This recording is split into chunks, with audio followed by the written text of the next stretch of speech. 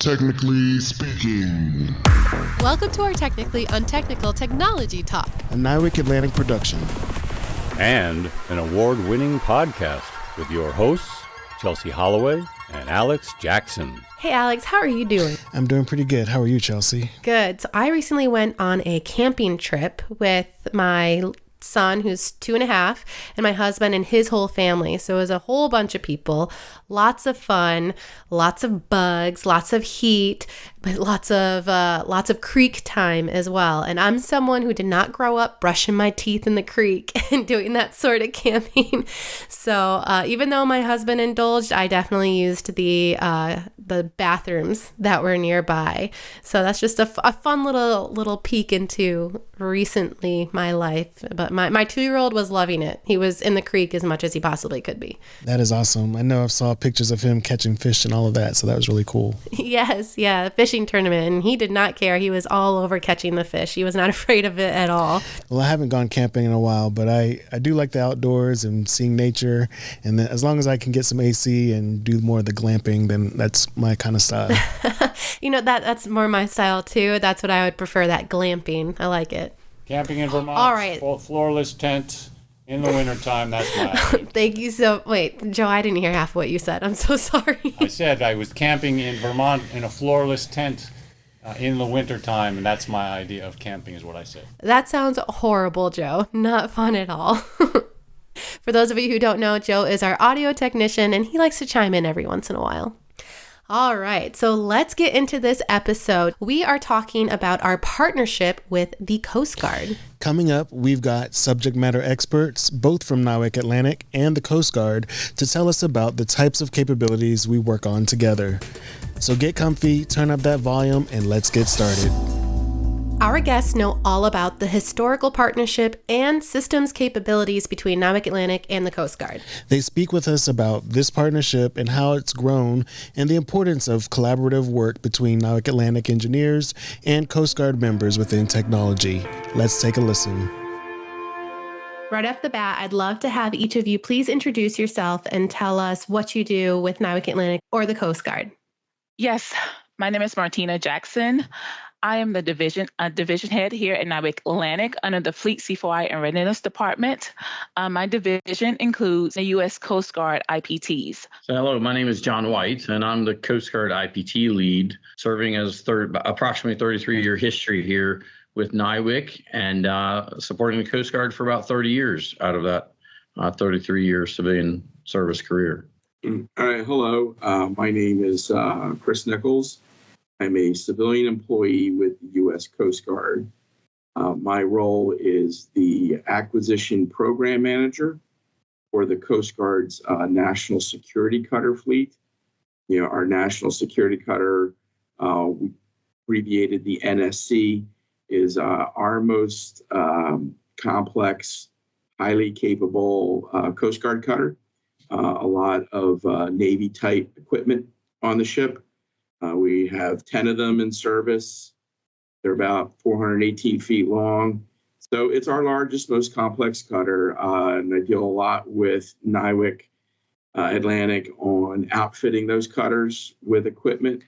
I'm looking forward to discussing the great history we've had on that. And that's exactly what we're going to do. You're all here to kind of talk about this partnership that we've got between NIWC Atlantic and the Coast Guard. So can you guys just kind of tell us what is the main purpose for this partnership and how did it come about? So I can kind of start off there. So as I mentioned a second ago, I've got a kind of a 30-year career history supporting Coast Guard. That partnership has certainly significantly and exponentially grown due to capability needs in the Coast Guard. And now the national security cutter that Mr. Nichols here represents the program office for, that was a surge of Navy-type systems that has gone on board that platform. And so that has continued to pull together that partnership. And today, the Coast Guard is sailing even more with Navy. And so, we've definitely saw a significant growth of that partnership over the last 10 to 15 years. We've been partners for a very long time. That's awesome. Can you tell us what types of capabilities that we work on together, and how does that collaboration help the warfighter?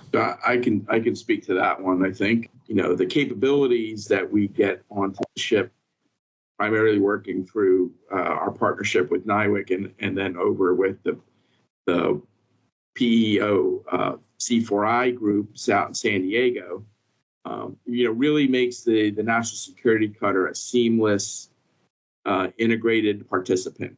Whether it's communication gear, then of course you have intel type of capabilities as well. That generally Coast Guard cutters in the past have never really have had that high a pedigree of C5I capability. From what I understand, and you guys jump in, correct me if I'm wrong here, NIWC Atlantic scientists and engineers are creating what we call systems. So like it could be software, it could be just different types of capabilities that are getting installed on ships that the Coast Guard uses. And it's helping with various things such as communication and stuff. So in a sense, we're helping bridge the gap between Coast Guard and Navy and all of that through the technology that we're creating. And please elaborate on that, because that's a very simple way to try and explain what we're doing.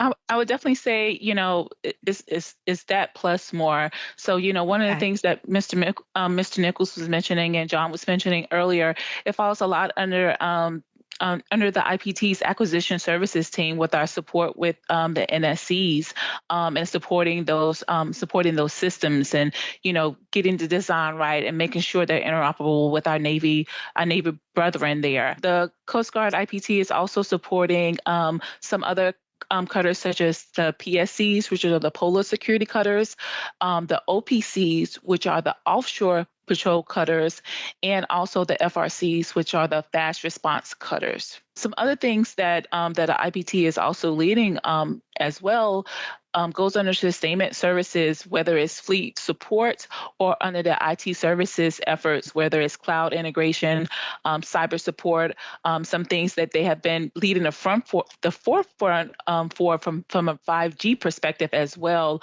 that has had a lot of highlight in the past couple of years there, that the Coast Guard IPT has been leading the way and leading the Navy in some aspects there. For us here at NIWC, as Martina was saying, we also support Coast Guard type, Coast Guard owned systems, which are really more to support the Coast Guard's organic missions and capability requirements, as well as the Navy type systems that are on board Coast Guard ships that support more of that interoperability that is kind of required these days. And that's really is being escalated or changed from an interoperability viewpoint to even an interchangeability where, you've got the similar systems or even the exact same systems, exact same software and so forth that are shared between the platforms, Navy and Coast Guard, so that even down to the Navy and Coast Guard sailors can actually, be familiar if they, cross from one ship to another. So there's really kind of two different areas there, kind of those direct Coast Guard missions, capability needs, and then also those capability needs to support that joint interoperable, Navy and Coast Guard partnership. Speaking of that interoperability, are there ways for feedback elements where engineers and scientists are able to learn from the warfighter? And if so, can you explain the effect that it has on that development? Yep. So this is Chris Nichols again from the Coast Guard. I can answer that because I think that there's this relationship also brings in a unique customer base, obviously, with Coast Guard cutters and our sailors. So on the national security cutter, you can there has been instances where we said, well, okay, when we tried this, we found these things, and those were directly fed back to the engineers that then said, oh well, we never actually paid much attention to that part of the system. So there we kind of, our Coast Guard user base now helped flesh something out, and I, ultimately could go back and help all warfighters, whether us as one actually out there sailing or your teams doing the engineering. And then John even mentioned on the sustainment side, it's all contributing to some concept called the national fleet. So they're definitely really pushing the envelope and helping with what we need done as a country. So having our systems on these cutters is not only, and this feedback loop makes it so the engineers are able to think differently, maybe how a warfighter would, because it's a very different mindset to have. So feedback collaboration is so important, we found, even on other projects, and it's leading into the mission that these cutters have. So our engineers are creating these systems that are helping the warfighter, that are furthering the mission, and that's always wonderful to see. We'd like to thank you all for joining us on the podcast. We really appreciate your time. It's always important to collaborate, Alex. I think they made that very clear, whether it's through feedback or discussing the importance of what systems to put where within the Coast Guard. It's great to see how we collaborate and the history of it. We've been doing this for decades. And the fact that the Coast Guard and NIWC Atlantic have a large presence here in Charleston makes it even easier to collaborate. Yes, it does. Next, we have our military moment with Petty Officer First Class Sarah Redsicker. She tells us about her role in cyber defense with NIWC Atlantic. And stick around for the end of her interview, where she describes what it was like to re-enlist during a flight with the Blue Angels. Welcome to the podcast for our military moment. First off, can we have you introduce yourself? Yeah, hi everyone.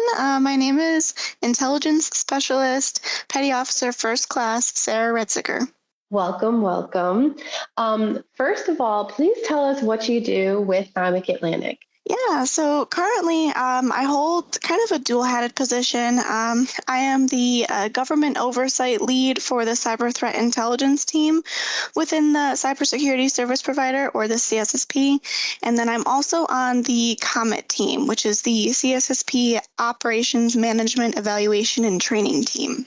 With the work that you do, how is that important to the mission of providing information warfare solutions? So the COMET team's mission is really to identify opportunities within the CSSP for things like process improvement and defining new methodology. And we also kind of serve as an advocate for the operational needs of our watch floor. So the analysts that sit on the watch floor are the ones actually doing the monitoring, and they are actively doing the defensive cyber operations for our subscriber networks. So we kind of help support the warfighter as far as, providing that government oversight to them. We help with decision making and prioritization throughout cyber monitoring and incident response actions. So it sounds like you're kind of that second line of the defenders are tracking everything, they're seeing what's going on, and you're analyzing multiple situations to make a decision? Yeah, so we're part of the the management level of that. So we ensure the operationality of the ops floor. We initiate a lot of special projects, and we also guide a lot of operations requirements as far as process improvement goes.